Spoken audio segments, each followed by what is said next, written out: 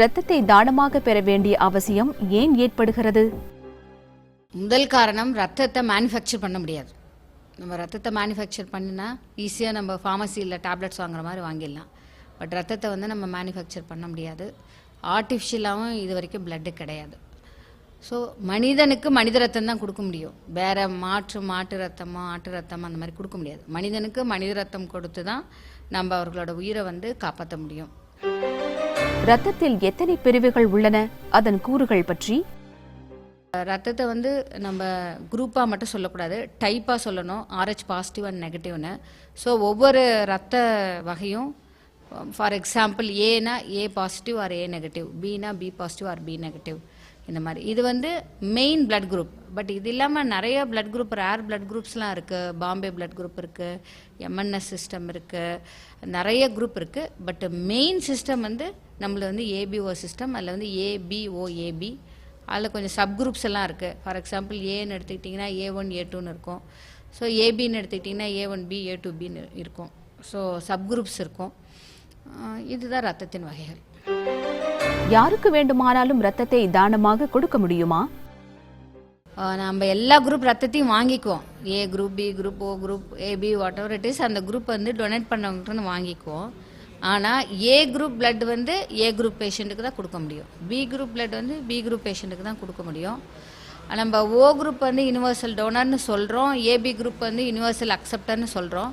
ஆனால் இப்போ நம்ம அந்த கான்செப்டெல்லாம் வச்சுக்கிறது இல்லை. ஒன்லி ஏனா ஏ, பினா பி பேஷண்ட், அந்த மாதிரி அந்தந்த குரூப் பிளட்டை அந்தந்த குரூப் பேஷண்ட்டுக்கு தான் நம்ம செலுத்த முடியும்.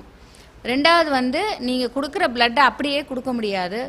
நம்ம தொற்று கிருமிகள் வந்து உங்கள் ரத்தத்தில் இருக்கா அப்படின்னு சொல்லி ஸ்க்ரீன் பண்ணி அதெல்லாம் நெகட்டிவாக இருந்தால் தான் நம்ம அந்த ரத்தத்தை கொடுப்போம். யாரெல்லாம் ரத்த தானம் செய்யலாம்? ரத்த தானம் செய்கிறவங்களுக்கு வந்து ஃபிசிக்கலாக ஃபிட்டாக இருக்கணும். யார் வேணானா இப்போ 80 வயசில் ஒருத்தர் வந்து டொனேட் பண்ணுறாருன்னு நாங்கள் எடுக்க மாட்டோம். 18 வயசுலேருந்து 60 வயசுக்குள்ளே இருக்கிறவங்க மட்டும்தான் ரத்த தானம் செய்ய முடியும். அதே மாதிரி அவங்களோட வெயிட் வந்து 45 kgக்கு மேலே வெயிட் இருக்கணும். காம்பனன்ட் செப்பரேட் பண்ணோம்னா 50 kgக்கு மேலே இருக்கணும். அவங்களோட பல்ஸ், பிபி, டெம்பரேச்சர் எல்லாம் நார்மலாக இருக்கணும். அவங்களோட சிஸ்டம் எல்லாமே நார்மலாக இருக்கணும். ஒருவர் எத்தனை முறை வேண்டுமானாலும் ரத்த தானம் செய்யலாமா? ஆக்சுவலாக ஒருத்தர் ஒரு தடவை பிளட்டு கொடுத்துட்டா அப்புறம் 3 மாதம் கழித்து ஆர் 90 days கழித்து தான் வந்து ரத்தம் கொடுக்கணும். அந்த டைம் எதுக்கு கொடுத்துருக்காங்கன்னா, நீங்கள் ரத்தத்தில் வந்து பிளாஸ்மாங்கிற லிக்விட் பார்ட் இருக்குது, மற்ற RBC, WBC, பிளேட்லெட்லாம் இருக்குது. அந்த பிளாஸ்மாங்கிற லிக்விட் பார்ட் வந்து 24 ஹவர்ஸ்லேயே வந்து ஊறிடும்.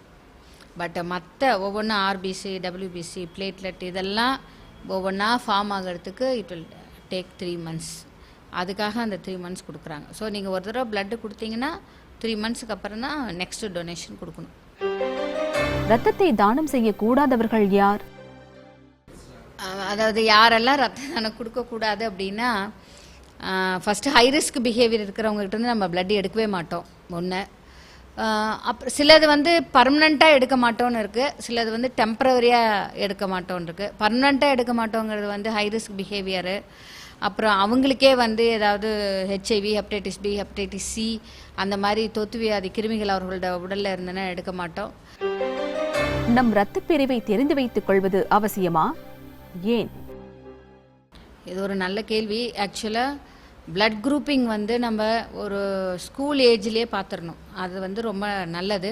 ஃபார் எக்ஸாம்பிள் இப்போ உங்களுக்கு தெரியும், ரோட் டிராஃபிக் ஆக்சிடெண்ட் வந்து ரொம்ப காமனாக இருக்குது.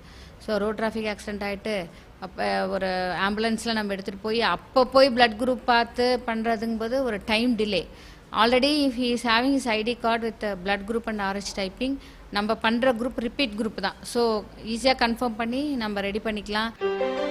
சில இரத்த பிரிவுகள் கிடைப்பது அரிதாக இருப்பதற்கு காரணம்? ஆக்சுவலாக ரேர் பிளட் குரூப் அப்படின்னு சொல்கிறது வந்து நம்ம நெகட்டிவ் பிளட் குரூப் வந்து ரேர் பிளட் குரூப்னு சொல்கிறாங்க யூஸ்வலாக. நான் ஏற்கனவே சொன்ன மாதிரி ஏபியில் வந்து A negative, B negative, O negative, AB negative. இதில் வந்து AB நெகட்டிவ் ரொம்ப ரேர். நெகட்டிவில் வந்து AB negative is very rare. ஒருவரிடம் இருந்து அதிகபட்சம் எவ்வளவு ரத்தம் தானமாக பெறப்படுகிறது? யூஸ்வலாக நாங்கள் 3 வால்யூம் கலெக்ட் பண்ணுவோம். பீடியாட்ரிக் பேக்கில் 100 ml கலெக்ட் பண்ணுவோம். அப்புறம் 350 ml பேக் இருக்குது, அது வந்து சிங்கிள் யூனிட்டு. இப்போ காம்பனன்ட் செப்பரேட் பண்ணுறதுன்னா 450 ml கலெக்ட் பண்ணுவோம். இந்த 3 ml தான் நம்ம கலெக்ட் பண்ணுவோம். அது ஆக்சுவலாக வந்து டோனரோட வெயிட்டை பொறுத்து, ஏஜ் பொறுத்து கிடையாது. ஸோ அதே மாதிரி மேல் ஃபீமேல் அந்த மாதிரி கிடையாது. இப்போ 450 ml டொனேட் பண்ணோன்னா அவர் வந்து கண்டிப்பாக 50 kg இருக்கணும். 350 ml டொனேட் பண்ணோன்னா கண்டிப்பாக மினிமம் 45 kg இருக்கணும். அதுதான் வந்து ரூல். அனைவருக்கும் பொருத்தக்கூடிய இரத்த வகை உள்ளதா? எல்லாருக்கும் கொடுக்கக்கூடிய ரத்தம் அப்படிங்கிற மாதிரி ஒரு கான்செப்ட் கிடையாது. இதுக்கு முன்னாடி யூனிவர்சல் பிளட் டோனர்னு ஓ நெகட்டிவாக சொல்லுவாங்க. பட் இப்போ டேஞ்சரஸ் ஓ குரூப்புன்னு வந்துட்டதுனால அந்த மாதிரி கான்செப்ட் கிடையாது. பட் ஆர்டிஃபிஷியல் பிளட் அப்படிங்கிற ஒன்றை உருவாக்குறதுல வந்து ஃபாரின் கண்ட்ரிஸ்லாம் ரொம்ப தீவிரமாக முயற்சி பண்ணிட்டு இருக்காங்க. அந்த ஆர்டிஃபிஷியல் பிளட் வந்துன்னா எல்லாருக்குமே வந்து பிளட் கொடுக்கலாம்.